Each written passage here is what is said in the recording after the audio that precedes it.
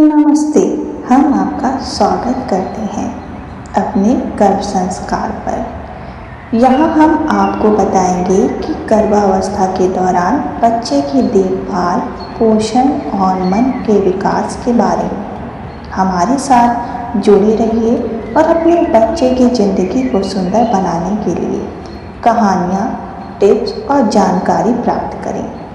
आइए हम आपसे प्राचीन कथाओं का कुछ वर्णन करेंगे जिनको सुनने के बाद आपका बच्चा बहुत ही बुद्धिमान और विवेकमान होगा। दोस्तों, क्या आपको यह पता है कि बच्चे का विकास हमारे गर्भावस्था से ही प्रारंभ हो जाता है। इसलिए हमारी माँ को चाहिए कि हमें अपने बच्चे को दिव्य संतान बनाने के लिए या गर्भकाल में अवश्य ही प्राचीन कथाओं को सुनना चाहिए। तो क्या आप जानना चाहते हैं कि इन कथाओं से हमें क्या ज्ञान प्राप्त होगा या हमारे बच्चे में सच में इस ज्ञान से, इन कहानियों से कुछ असर होता है? आइए अब हम इन्हीं कथाओं के बारे में आपसे चर्चा करेंगे। अभी तक आप हमारे चैनल पर नए थे तो चैनल को सब्सक्राइब कर सकते हैं। सबसे पहले अपने पेट पे हाथ रखें और ईश्वर का ध्यान करें। ओम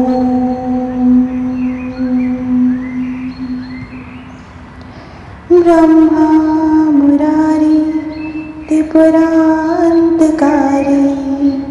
भानु शशि सुतो बुधस्स गुरु शुक्र शनिराहु केत्वा सर्वं ग्रहबाधा शान्तिकरा भवन्तु।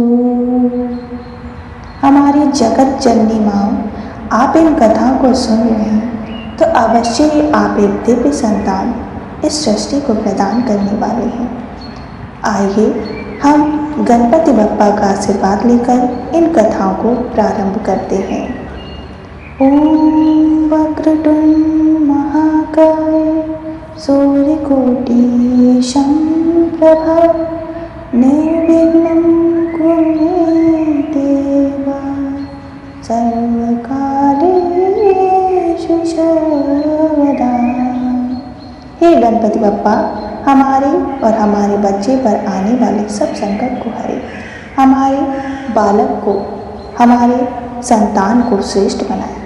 और इस कथा को जो भी माताएं सुनती हैं, समझ जाइए कि आपके घर में दिव्य संतान उत्पन्न होने वाली है। और ईश्वर का ध्यान करें। और अब हम आपको बताएंगे कि गर्भकाल में हमें इन कथाओं को सुनने से हमारे संतान पर इसका विशेष असर क्या पड़ता है। दोस्तों, आपने अभिमन्यु की कथा तो अवश्य ही सुनी होगी। आइए अब हम उन्हीं की चर्चा करते हैं। ये एक प्राचीन स्टोरी है अभिमन्यु की माँ सुभद्रा, जो गर्भ संस्कार के एक महत्वपूर्ण पहलुओं में से दर्शाती है। सुभद्रा गर्भवती थी जब उसके पति अर्जुन ने उसे चक्रव्यूह के बारे में बताया। सुभद्रा आधे से सुनकर ही सो गई। यह तो आप सभी को पता होगा, लेकिन आप यह गलती ना करें। जब भी हम इन कथाओं को आपके सामने सुनाएं तो आप इस कथा को सुनें और अपने पेट पर हाथ फेरें और अपने बच्चे से कहें, मेरे बच्चे, मेरी संतान, इस कथा को बड़े ही रोचक तरीके से सुनना और बड़े ही ध्यानपूर्वक सुनना। आप देखेंगे कि जब आपका बच्चा इस संसार में आएगा, तब जब आप उससे इन कथाओं के बारे में बोलेंगे तो वह कथा आगे आगे सुनाएगा। ऐसे ही अभिमन्यु गर्भ में आधे ही सीख पाया था, इसलिए आप यह गलती ना करें। गर्भावस्था से ही अपने बच्चे को विशेष ज्ञान प्रदान करें, जिससे आपका बालक, आपका संतान इस सृष्टि को विशेष चीज़ें प्रदान करे। अभिमन्यु चक्रव्यूह में फंस गया क्योंकि उसने पूरी कथा नहीं सुनी थी। तो यह तो रही कि गर्भावस्था में अभिमन्यु ने आधी ही कथा सुनी, जिसके कारण उसको चक्रव्यूह पूरी तरह से भेदना नहीं आया। लेकिन यह गलती आप ना करें। आइए हम गर्भावस्था में जानते हैं कि कौशल्या माता ने कौन सी कथा सुनी थी जिनको राम जी प्राप्त हुए। कौशल्या ने गर्भावस्था के दौरान वेदों की कथाएं सुनी और धार्मिक ग्रंथों का पाठ किया।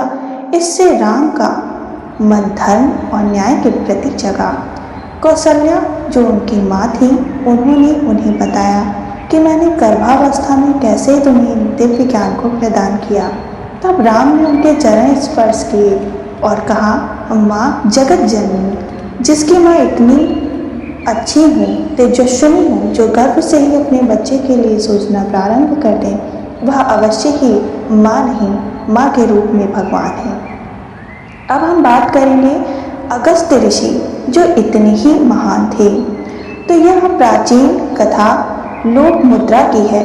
अगस्त मुनि की पत्नी लोकमुद्रा ने गर्भावस्था के दौरान वेदों के श्लोक सुनाए और गंगा के जल से स्नान किया। इससे उनका बेटा अगस्त मुनि के गोत्र का छत्रपति बुद्धिज्म और बलवान बना।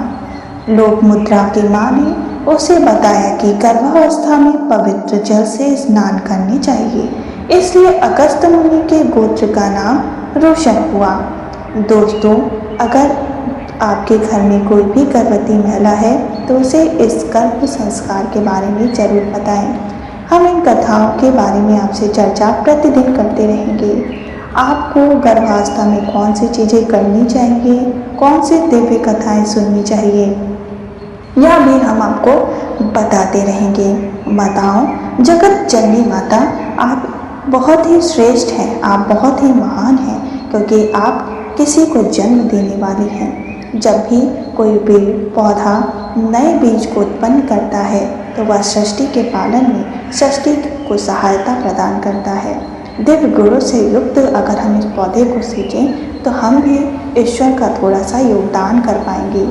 इसी योगदान के लिए हमारा चैनल आपके लिए, जो दिव्य माताएं हैं और दिव्य संतान को प्रदान कर रही हैं सृष्टि को, उनके लिए यह चैनल है। और हम फिर मिलेंगे आपको एक विशेष कथा के संग। चैनल को शेयर सब्सक्राइब करें।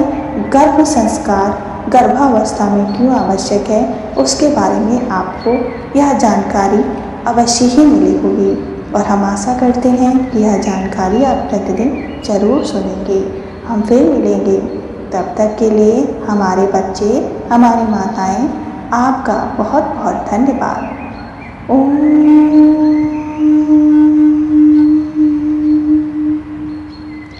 या देवी सर्वभूतेषु शक्तिरूपेण संस्थिता नमस्तस्यै नमस्तस्यै।